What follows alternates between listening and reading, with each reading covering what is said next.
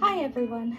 This is the first video on this channel, at least in the way that it is right now, and it is my first manga haul video, yay!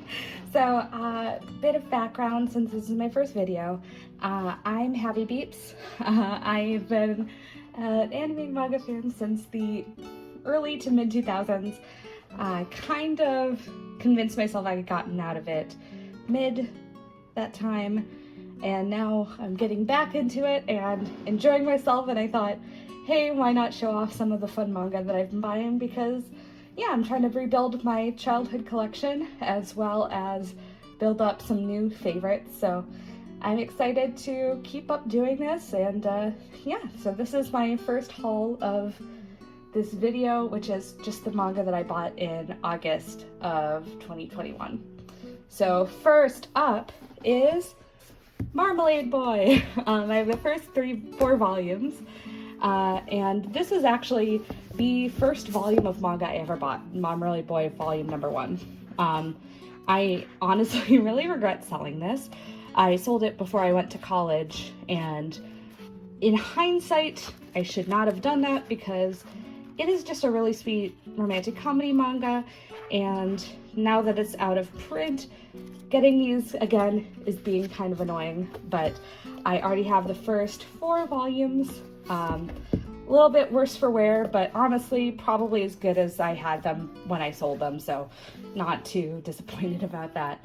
But excited to reread these and hopefully get the last 4 volumes of the series, because this is just, you know, a really sweet romantic comedy, and also the fashion is extremely good. Like, seriously, this is the pinnacle of 90s manga fashion, and I love it all the time. So I'm excited to take a look at this. So, Marmalade Boy, love it. Next one that I bought is Kageki Shoujo. I've heard good things about this series.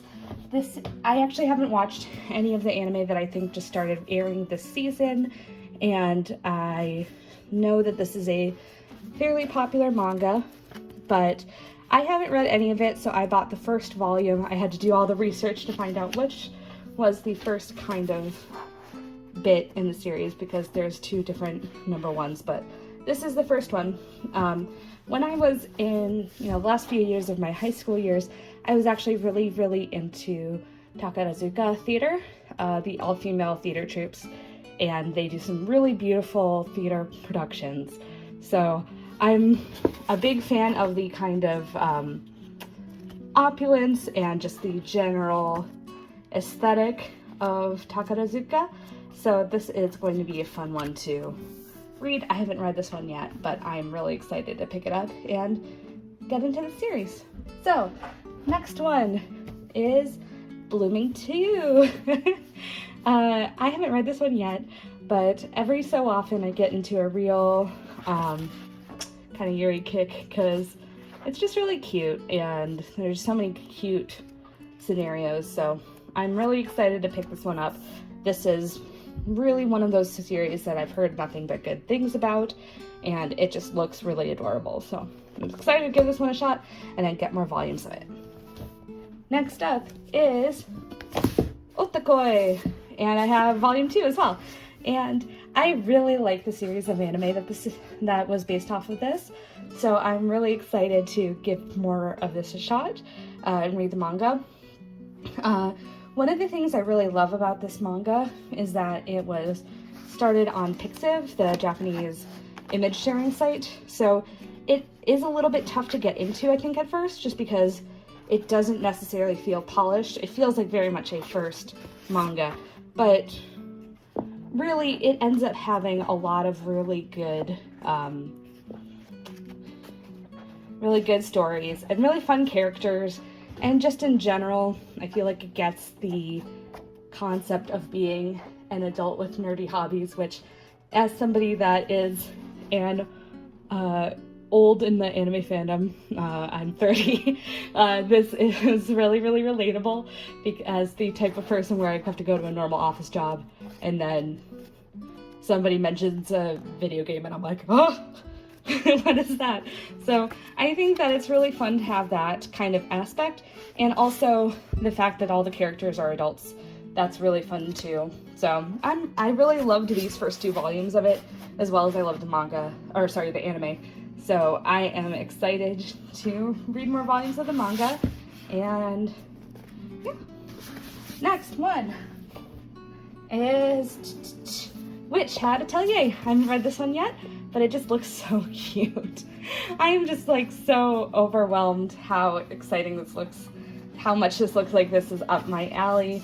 It's just such a cute art style. Like, these volumes just look beautiful on the shelves. I bought these at a bookstore, and I was just like, okay, I need to get this. But I've heard nothing but good things about this, and it's just coming of age as a witch, and I am really excited to give this one a shot. So I will let y'all know what this is like once I give that a shot. Next up is I'm in love with the villainess.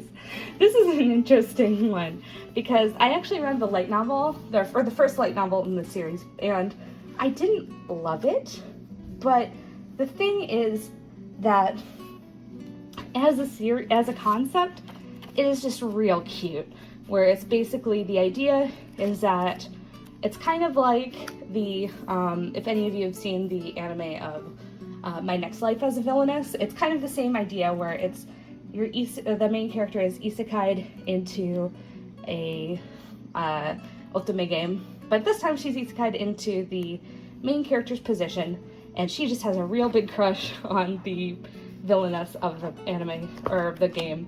So she's just trying to make the main character, or the villainess, fall in love with her. It's just really, really cute, and I loved the concept. I wasn't a huge fan of the light novel. Part of that might be because I'm just not used to how light novels read. I just didn't think it was very great. But the manga was really, really cute, and I think with put into a manga form, it made a little bit more sense for me. So I'm really excited to put more time into this. I already have volume 2 of this pre-ordered, so that will be exciting. I actually also have some of the My Next Life as a Villainess volumes pre-ordered, so that would be great.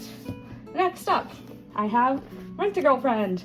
To be honest, the only reason that I became interested in this series was because of the Hello in Tokyo video with the author of the manga. And I just really love the aesthetic and the art of it. Like, look at this nonsense. The art is beautiful. It's really beautiful, and I love a good romantic comedy, and it looks really, really fun. I haven't had a chance to read this one yet, but I'm really excited to pick it up and give it a shot. Next up is another one I haven't read yet. It's Mob Psycho 100.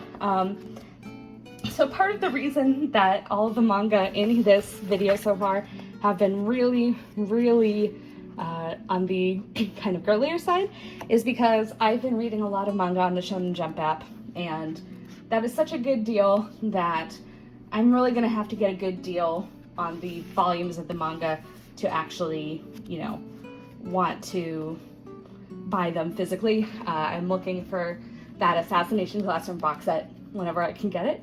But I've heard, again, nothing but good things about this series, and it looks really fun. So I bought the volume, and I'm excited to give it a shot. So, something that's kind of on the more boyish end that's not necessarily on the Shonen Jump app. Next up is A Sign of Affection, which I actually really loved. Just as a volume, look at the art on this. I just think that the art is so distinctive and so beautiful that I'm really interested in this series, and I really loved this volume of it.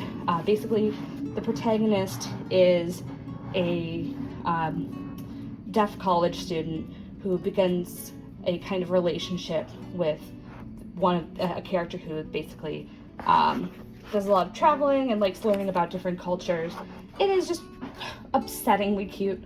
Like, the main character Yuki is incredibly adorable, and it's really a lovely story so far. I have a really big interest in deaf culture. I'm trying to learn how to communicate with sign language, although that is very, very delayed because of COVID. But this just, oh, it's just so heartwarming. So if you want something really heartwarming, A Sign of Affection is great.